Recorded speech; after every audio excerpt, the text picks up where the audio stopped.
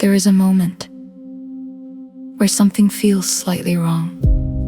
Not clearly wrong, not dangerous, just unresolved. A thought appears, then it returns again and again. Each time a little louder, a little more urgent, until it feels like it must be dealt with, must be fixed, must be checked, even though nothing obvious has changed. And the question becomes, why does the brain refuse to let certain thoughts go?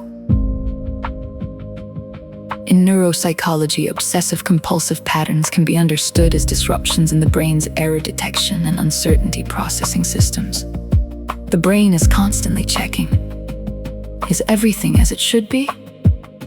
When this system is balanced, small uncertainties are ignored, but when it becomes overactive, the brain begins to treat uncertainty itself as a problem that must be resolved, and it does not stop checking until it feels resolved, even if resolution never fully arrives. Your brain uses error signals to learn when something doesn't match expectation. It generates a correction signal. This is useful. It helps you adapt.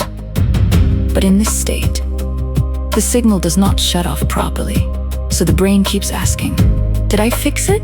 Are you sure? Check again." And each time you respond, the system temporarily quiets, then restarts. Compulsive actions are often attempts to reduce this internal error signal, checking, repeating, reordering, verifying for a brief moment. The brain feels relief because the signal decreases, but the relief does not last because the underlying prediction system remains unchanged, so the loop returns and the cycle begins again.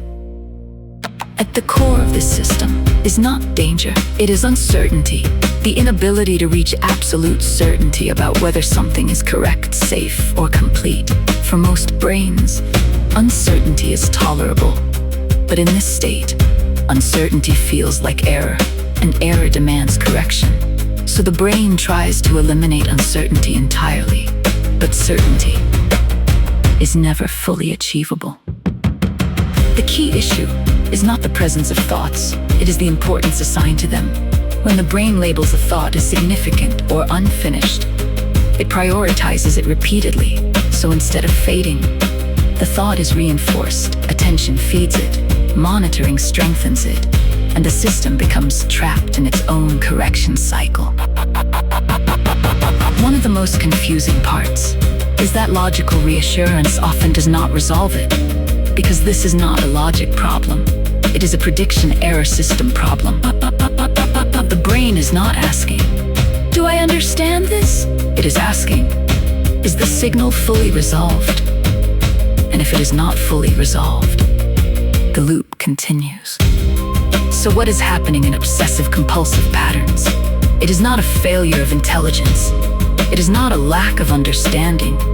It is a brain system that refuses to accept incomplete certainty. A system designed to detect errors that becomes overly sensitive to ambiguity, and in trying to eliminate uncertainty completely, it creates repetition instead of resolution. But even in this loop, the brain is still trying to protect accuracy, still trying to ensure safety, still trying to resolve what feels unresolved. So when the brain cannot accept uncertainty, it does not stop working. It works harder, trying to resolve what cannot be fully resolved. And what we experience as repetition may simply be a system searching for certainty, in a world where certainty is never complete.